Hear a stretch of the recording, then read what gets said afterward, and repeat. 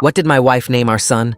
I missed my son's birth because I was passed out drunk at my buddy's bachelor party. When I got to the hospital, Elaine looked exhausted and sad and said the baby was healthy and already named.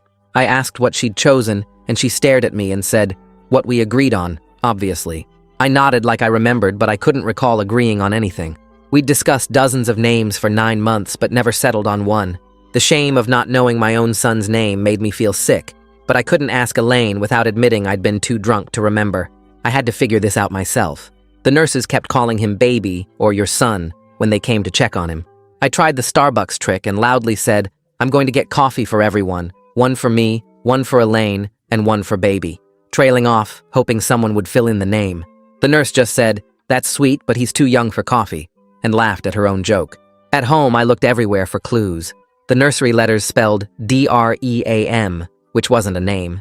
I checked every gift, but they all just said generic things like, "Welcome, little one." I even opened sealed envelopes hoping someone had written the name inside, but found only gift receipts.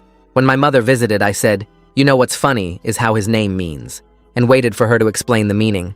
She just said, "Oh honey, all names mean something," and kissed his forehead.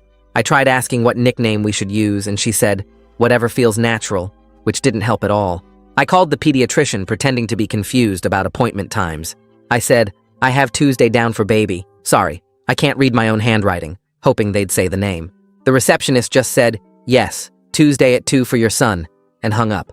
I created a fake email account and sent Elaine a message pretending to be a photographer offering free newborn photos. I asked her to confirm the baby's name for the session. She didn't reply, but gave me a weird look at dinner and asked if I'd gotten any strange emails lately.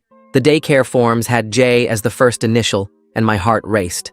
I spent all night listing J names, but couldn't remember choosing any of them. I tested Elaine by saying, "You know what other J names I liked?" She just said, "We already chose," and walked away. I tried recording Elaine secretly, but she only called him my love and sweet boy.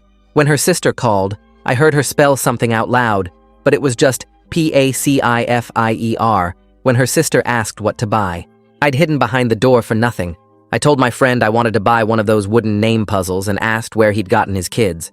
He gave me the website and said, "Just type in the name when you order." I said, "Right, but how many letters should I order to be safe?" He looked confused and said, "However many are in your son's name," and changed the subject.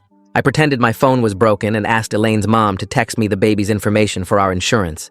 She sent back his birthday and weight and length, but referred to him only as my perfect grandson. When I said she forgot to include his name, she wrote back, "You have that part silly," with a heart emoji. I pretended to have a dream